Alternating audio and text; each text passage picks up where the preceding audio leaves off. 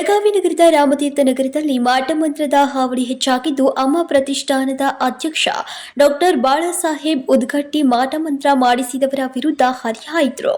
ರಾಮತೀರ್ಥ ನಗರದಲ್ಲಿ ಮಹಿಳೆಯರು, ಮಕ್ಕಳು ಸಂಚಾರ ಮಾಡ್ತಾರೆ. ಕುರಿ, ಕೋಳಿ, ನಿಂಬೆಹಣ್ಣು ತಂದು ಪೂಜೆ ಮಾಡುವುದು ಸರಿಯಲ್ಲ ಎಂದು ಆಕ್ರೋಶವನ್ನ ವ್ಯಕ್ತಪಡಿಸಿದ್ರು.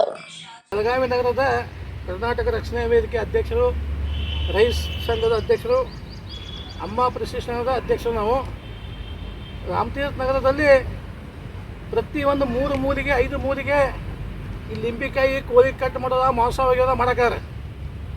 ಅವರಪ್ಪ ಹುಟ್ಟಿಲ್ಲ, ಅವರಪ್ಪ ಹುಟ್ಟಿದಕ್ಕೆ ಯಾವಾಗ ಒಯ್ತಾಳಕ್ಕೆ? ಯಾಕೆ ಸಣ್ಣ ಮಕ್ಕಳು ಹೋಗ್ತಾವ, ಬಸವಂತಿ ಹೆಣ್ಮಕ್ಳು ಹೋಗ್ತಾವೆ. ಇಲ್ಲಿ ಅದು ತುಳಿದು ಅಂತ ಅವ್ರಿಗೆ ಕಷ್ಟ ಅವ್ರಿಗೆ ಬರ್ತೈತಿ. ನೀವು ಯಾರು ಬಗಿತೀರಿ, ನಿಮ್ಮ ಮನೆ ಮುಂದೆ ಶಾನೆ ಆಗ್ಬೇಕು. ನಿಮ್ಗೆ ಏನರ ಮಾಟ ಮಂತ್ರ ಆಗಿತ್ತು ಅಂದ್ರೆ ದೇವಸ್ಥಾನಕ್ಕೆ ಹೋಗ್ರಿ, ದಾನ ಧರ್ಮ ಮಾಡ್ರಿ, ನಿಮ್ಮ ಮನೆ ಮುಂದೆ ಹಾಕೋರಿ. ನೀವು ನಮ್ಮ ಮನೆಯಾಗ ವ್ಯಕ್ತಿ ಬಂದು ನೀವು ನಮ್ಮ ಮನೆ ಇಲ್ಲೇ ಇದೆ.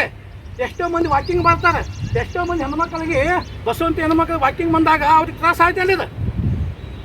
ನೀವು ಯಾವ ಯಾಕದ ಮತ್ತು ಯಾವಾಗ ಬೇಕಾದ ಸಿಕ್ಕರೆ ಅವ್ರು ತಲೆ ಬೋಳಿಸ್ತಾರೆ. ಅವ್ರು ಬಿಡಂಗಿಲ್ಲ. ಕರ್ನಾಟಕ ರಕ್ಷಣಾ ವೇದಿಕೆ ವತಿಯಿಂದ ಮತ್ತು ರೈತ ಸಂಘಟನಾ ವತಿಯಿಂದ ಆಟ ಆಡಿಸಿ ನೀವು ಮನೆ ಮುಂದೆ ಕೊತ್ತ ಸಣ್ಣ ಮಕ್ಕಳು ಬರ್ತಾವೆ. ದಯಮಾಡಿ ಇಲ್ಲಿ ಯಾರು ಒಗ್ಯಾಕೆ ಹೋಗ್ಬೇಡ.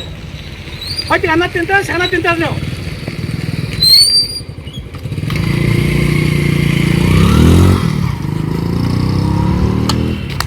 Rajashekhar Hiremath, KMM Kannada news, Belagavi.